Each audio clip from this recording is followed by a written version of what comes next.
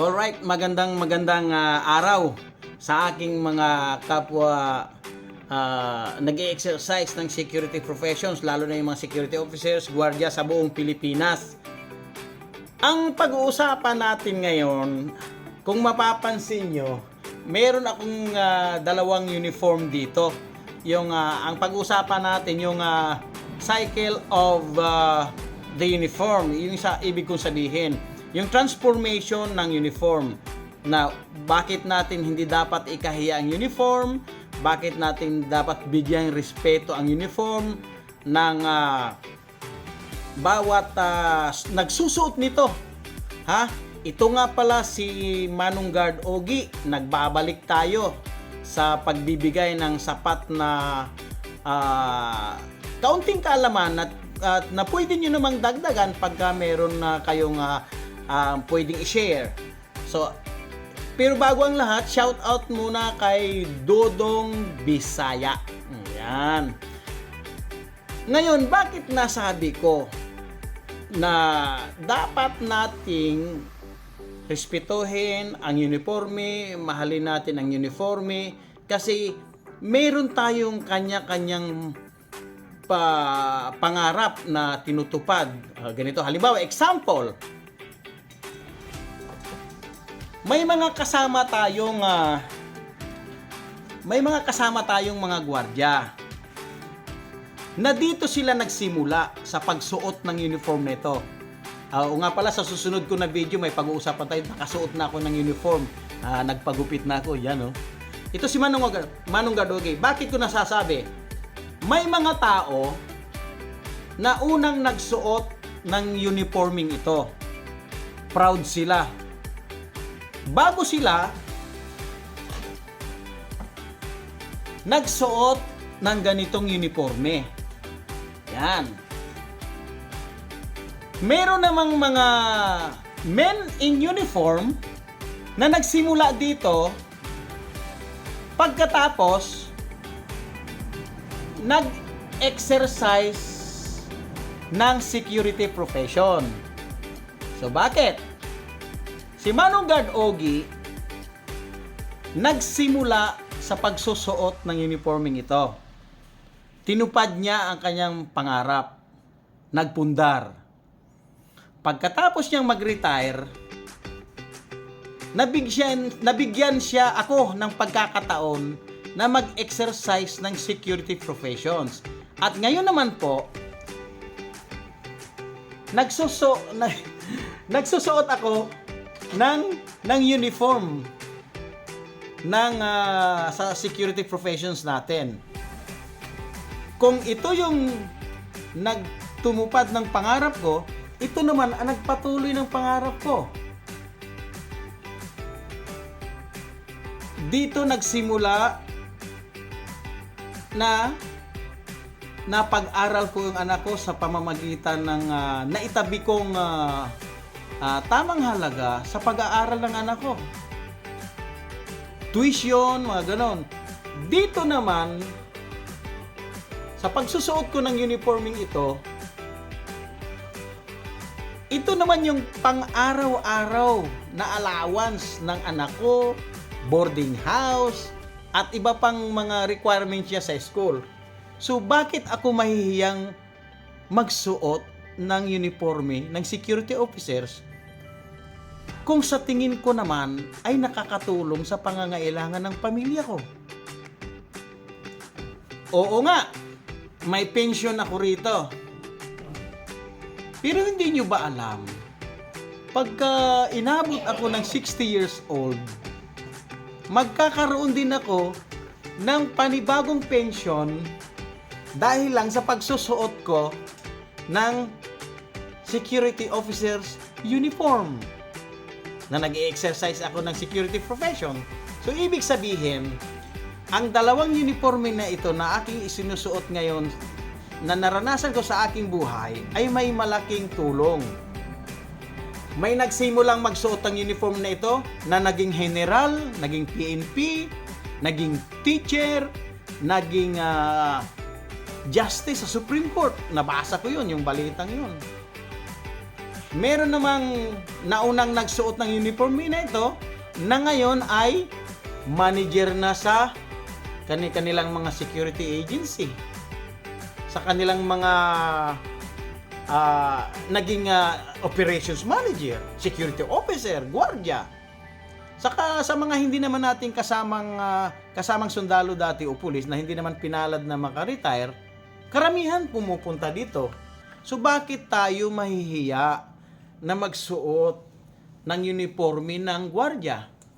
Kasi marami kasing minsan, wag nating pansinin yung mga sinasabi na gwardiya yan, gwardiya lang yan.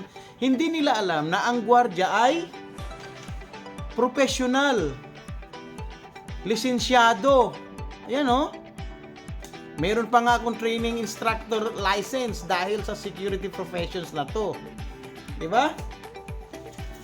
Marami kasing tao na minsan tayo din dapat na mga gwardiya ang mag-promote ng ating professions dahil minsan kasi may mga tao din kasing dahil sa ego nila minsan sasabihin, gwardiya lang yan. Hindi nila alam na malaki ang sahod ng gwardiya. Hinuhulugan ang government benefits. Kagaya ng gwardiya namin, pag inabot siya ng 60, magkaka-pension siya dahil sa inihuhulog ng agency na SS. Yan, PhilHealth, maraming may pag-ibig, maraming benepisyo ang pagsusuot ng uniforme ng isang security guard, security officer, pagtrabaho mo sa security professions. Kaya ko ibinabalik uli ang ganitong paliwanag dahil may mga kasama kasi ako dati na bakit ako daw ay nagsusuot pa ng uniform ng security officer. Isa lang ang sinabi ko sa kanila,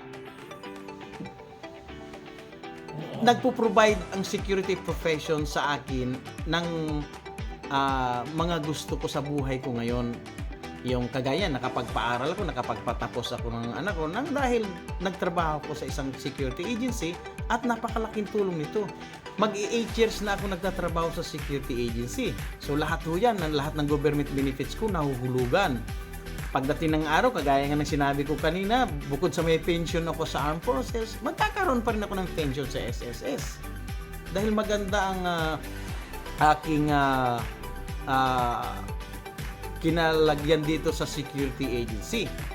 So, kung tayo man, mga kasama kong gwardiya, mga kasama kong security officer, kung tayo man may mga taong parang minamaliit nila ang security professions, minsan, pag may time, paliwanagan sila kung makakausap niyo, paliwanagan niyo lang ng kaunti.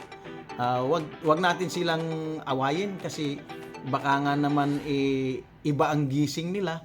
Pero unawain na lang natin sila. Basta sa atin, tinutupad natin ang ating tungkulin sa ating trabaho, sa ating pagpo-provide natin ng tamang performance sa trabaho bilang isang security practitioner. Mahalin natin to. Marami akong kilalang mga gwardiya na nakapagpaaral ng kanilang mga anak, nakapagpatapos. Malaki ang sahod ng gwardiya, basta matyaga ka lang. Huwag ka lang yung parang hindi disiplinadong gwardiya, parang barumbado. Kaya doon tayo sinasabihan na gwardiya lang yan dahil minsan ipinapakita rin natin. So kung ipapakita natin ang pagiging professional natin, hindi tayo basta-basta anuhin ng ating mga kasama dito sa lupa na parang minamaliit nila ang gwardiya. Basta ang tingin ko sa gwardiya, mataas ang respeto ko sa ating mga kasamang gwardiya at kami na rin. Mataas ang respeto namin sa ating mga gwardiya. At hindi nyo ba alam? Ngayon ko din nga nalaman nung nagtrabaho ko sa security professions, ang bilang ng gwardiya sa buong Pilipinas, mas marami pa kung i-combine mo ang armed forces at pulis, mas marami pang mga gwardiya. Sa totoo lang. Kaya doon ako na-amaze. Basta tandaan po natin, ang mga gwardiya natin ay isa sa pinaka-noble professions pinaka-noble professions ang pagiging gwardiya dahil ito hindi ka naman matatanggap dito pag hindi ka nag-training, hindi ka naging lisensyado, Oh, ay samantala yung iba nating mga kasamang Pilipino, mamamayang Pilipino dito sa ating bansa, magpasa lang sila ng resume, okay na. Ay tayo, nire-regulate tayo ng Philippine National Police, ng gobyerno as a force multiplier ng ating mga kasamahan sa kapulisan. So sa paliwanag ko na kaunting paliwanag ko sa ganito, sana naintindihan natin, ha? Paminsan-minsan pasensyahan nyo na yung pagtatagalog ko kasi si Manong Guard Ogie ninyo ay hindi naman na pure Tagalog, may pagkahalong Bisaya, may pagkahalong Ilonggo yan. Kaya minsan pag nagtatagalog ako ay ganito talaga. Basta ang uniform ng security officer o ng gwardiya, mahalin natin, ipakita natin sa kanila na professional tayo. Dito ako nanggaling, dito ako nanggaling sa Philippine Marines, Tinabunan ko na yung sarili ko. At dito rin ako ngayon nagpapatuloy. Isa lang ang masasabi ko, respetuhin lang natin ang bawat isa.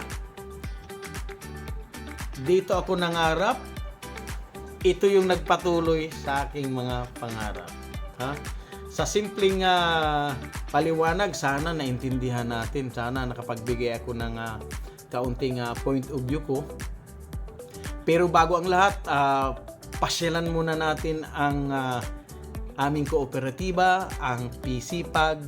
Ito yung kooperatiba ng CTU Security, MISG Security, MSA Security. Pasyalan natin. At makikita ninyo na pag ito po ay para sa mga gwardiya namin, sa mga miyembro, pasyalan natin. Ipasyal na ko kayo ulit sa aming kooperatiba na ang PCPAG. Ito po, ang mga miyembro po nito ay mga gwardiya ng CTU, MISG at MSA. Tangkilikin po natin, narito na yung ating mga grocery items. Pwede nyo kunin to. Salary deduction. Yan. May bigas. Yan. Yan. Ayan. Napasyalan na natin ang ating kooperatiba. Ngayon sa lahat ng mga gwardiya sa buong Pilipinas, salamat sa pag-subscribe nyo sa akin. Asahan niyo po ang susunod kong mga topic. Minsan wala akong setup. Minsan sa opisina lang ako nag-shooting, walang setup kasi si Manong Guard Ogie, kaya ako matagal-tagal na hindi nag-upload ng video. Na-busy talaga ako. Okay, sana naintindihan natin ang kaunti kong paliwanag. Yung ang dalawang uniform na dumaan sa buhay ko, ang security uniform at ang aking uniform dati sa militar na nagbigay ng parehong tamang parte sa aking buhay. Ito si Manong Guard Ogie, nagsasabi sa inyo na tuloy-tuloy lang ang trabaho at manalangin lagi na safe tayo. Sa mga nagbumotor na gwardiya, mag-ingat pag-uwi. Once again, ito si Manong Guard Ogie. Maraming salamat sa mga kagwardya ko sa buong Pilipinas.